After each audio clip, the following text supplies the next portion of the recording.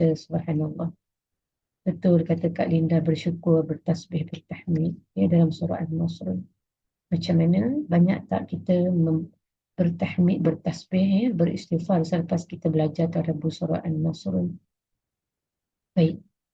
Jadi, sahabat-sahabat yang dirahmati Allah, surah Al-Kawthar ini perintah Allah kepada Nabi supaya bersyukur agar memperbanyakkan salat dan ya, menyembelih korban.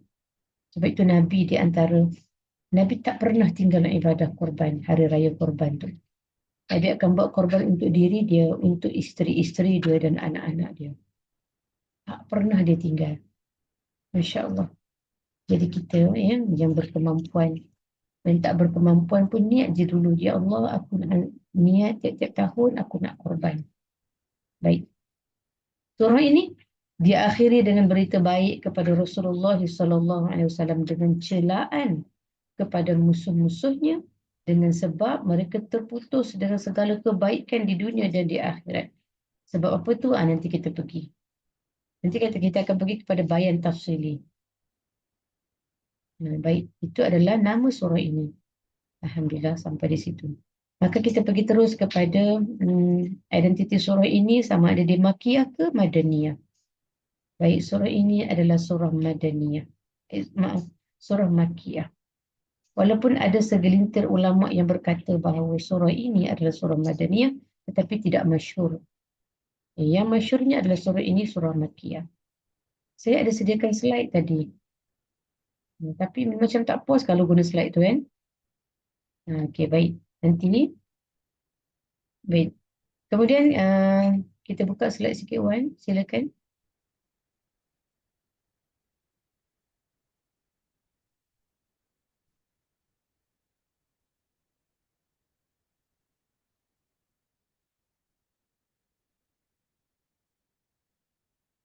Okey, baik. Jadi sahabat-sahabat yang dirahmati Allah, kita tengok yang atas sikit. Poin yang kedua. Slide yang kedua Wan. Okay. Slide yang kedua. Surah ini, kita tengok. Surah ini tak banyak ayat dia, 3 je. Kita pergi pada slide yang ketiga. Inilah nama surah Al-Kawthar. Diambil daripada nama sungai di dalam syurga. Tapi subhanallah, kita lihat ya, fizikal sungai ini di dunia takkan mungkin sama dekat di syurga sana. Sedangkan Allah sebut banyak dalam Al-Quran ni, sungai ada di bawah syurga. Sungai ada di bawah syurga mengalirnya air madu, air susu. Kita boleh bayang tu. Kita tak boleh terfikir. Baik. Seterusnya. Next slide Wan. Baik. Kemudian kita tengok surah ini adalah surah yang surah ini ada 3 ayat. Dia sama dengan surah An-Nasr, sama 3 ayat. Dan dua surah ini adalah surah terpendek di dalam Al-Quran, mempunyai 10 kalimah dan 42 huruf kesemuanya. Jadi dia adalah surah yang terpendek. Itu bilangan ayat ya. Seterusnya kita pergi kepada tertib mushaf. Slide seterusnya. Kita tengok apa tertib surah ini. Baik, surah ini saya dah sebut tadi. Next slide Wan. Baik. Kita tengok kepada munasabah dia. Apa munasabah surah ini? Munasabah surah ini dengan surah sebelumnya. Surah sebelumnya adalah surah Al-Ma'un. Apa munasabah dia? Apa perkaitannya? Kata Fakhruddin. Kandungan surah ini seperti berlawanan daripada kandungan surah sebelumnya. Surah Al-Ma'un berlawan. Dia ada opposite. Anggaplah ini adalah peristiwa yang sangat indah. Apa yang munasabahnya? Kita tengok pada slide ini. Seterusnya, Puan. Okey, kita tengok betapa indahnya Allah menurunkan surah ini. Kalau kita tengok surah Al-Ma'un, Allah cerita tentang bakhil. Surah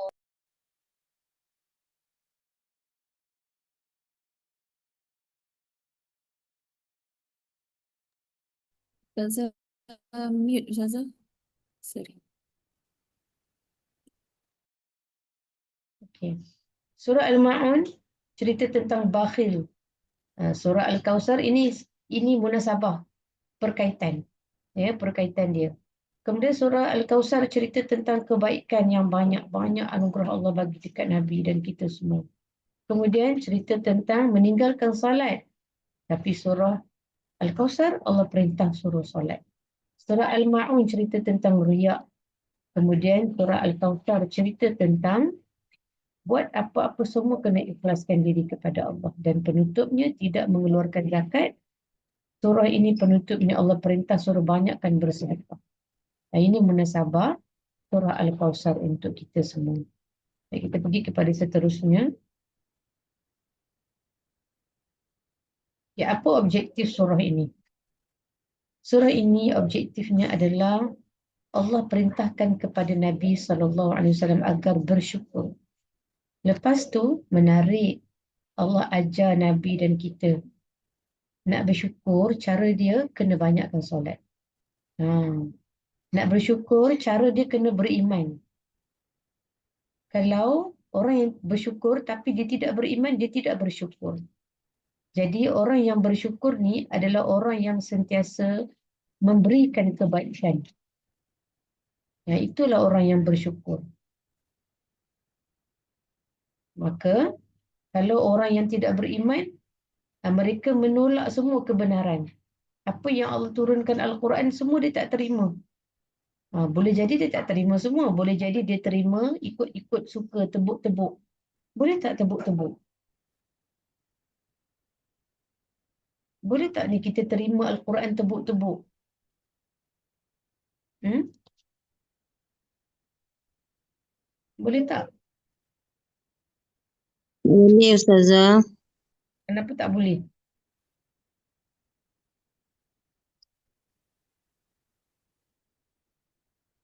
Kenapa tak boleh tebuk-tebuk beramal dengan Quran, tak boleh tebuk-tebuk? Tak boleh Puan Zara cakap dekat TikTok. Kenapa tak boleh?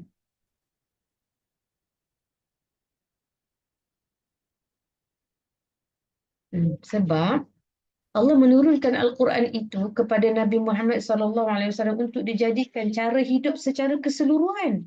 Kalau kita tak terima semua untuk jadikan cara hidup, maknanya kita tak beriman dengan Al-Quran. Sama lah kita macam orang Yahudi. Betul tak? Agama Kristian. Dia kata dia beriman. Bagaimana surah Al-Kafirun sebelum ini. Dia ajak Nabi, tahun ni aku beriman dekat Tuhan engkau. Tahun depan aku beriman dekat Tuhan engkau. Jangan ambil sebahagian-sebahagian. Tak boleh. Sebab Al-Quran diturunkan oleh Allah kepada kita secara lengkap sempurna untuk dijadikan cara hidup. Kalau kita buat ikut tebuk-tebuk, tak sempurna kehidupan kita. Tak sempurna akhlak kita. Maka tak boleh. Sebab tu kalau isteri hamil, mengandung, tebuk-tebuk, jangan. Baca semua. Baca semua. Lebih baik baca semua. Jadi anak kita jadi sempurna kebijaksanaan dia. Akhlak dia pun sempurna. Kalau nak indah, nak handsome macam Yusuf, baca surah Yusuf. Jadi baca surah Yusuf aja. Jadi tak sempurnalah akhlak dia nanti. Boleh jadi muka je macam Yusuf nanti. Akhlak baik.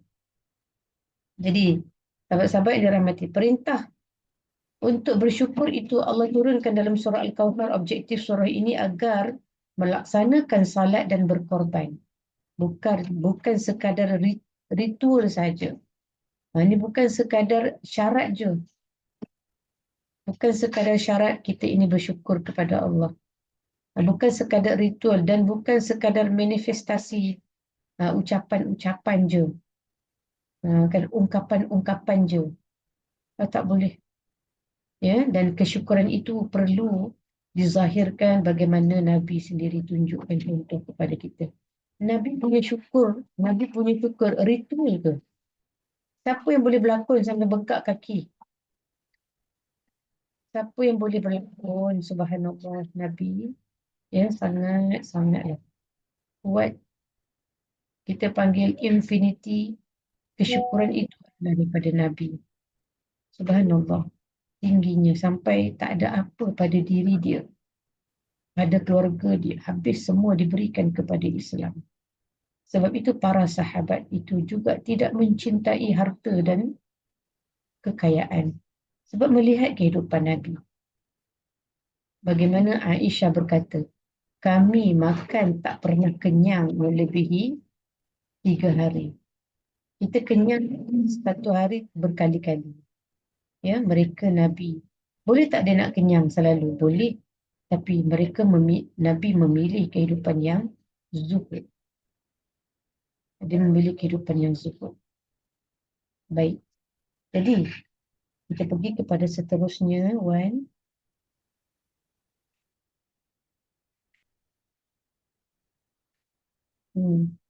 Kita tengok objektif surah lagi.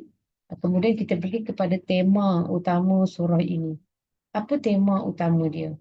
Tema utama dia ada dua. Yang pertama adalah nikmat Allah. Ya, penegasan terhadap limpahan nikmat Allah. Berdasarkan penelitian terhadap beberapa kitab tafsir yang terdahulu dan terkini serta rujukan yang berkaitan tentang objektif Al-Quran, tema surah ini adalah berkenaan dengan dua. Satu, berkenaan dengan nikmat Allah Subhanahu wa taala ke atas Rasulullah sallallahu alaihi wasallam. Yang kedua adalah pemeliharaan Allah Subhanahu wa taala daripada golongan orang yang kufur. Ini nikmat besarnya nikmat. Maksudnya Allah nak bagi tahu kita sahabat-sahabat, dalam banyak-banyak nikmat dalam kehidupan kita, kita boleh senaraikan nikmat anak, nikmat kekayaan, nikmat Allah bagi belajar, nikmat dapat rumah, nikmat kereta. Kenapa tidak disenaraikan di sini? Sebab di antara semua nikmat yang paling besar dalam kehidupan kita, Allah ajar dekat kita. Ya, Allah ajar dekat kita bahawa nikmat yang paling besar yang dalam semua nikmat-nikmat kita itu adalah nikmat syukur. Cuba bayangkan, ada orang, anak dia dapat 8A, dia tak bersyukur. Maka dia kata, dapat 8A. Tu, nampak tak? Syukur itu adalah sebesar-besar nikmat. Datanglah nikmat banyak mana pun dekat kita, tapi kalau kita tak bersyukur, semua yang sebesar gunung tadi tu, kita tak nampak. Suami baik dah tu. Dekat dalam rumah tu baik dah. Dia duduk tenung suami jiran sebelah. Tu tengok jiran sebelah tu. Tu tengok suami sebelah tu. Tu tengok isteri tu. Tu tengok isteri ni, ya Allah. Sebab apa? Cuba sebut sikit. Sebab apa? Sebab tak bersyukur. Nikmat yang Allah bagi dekat kita semuanya besar.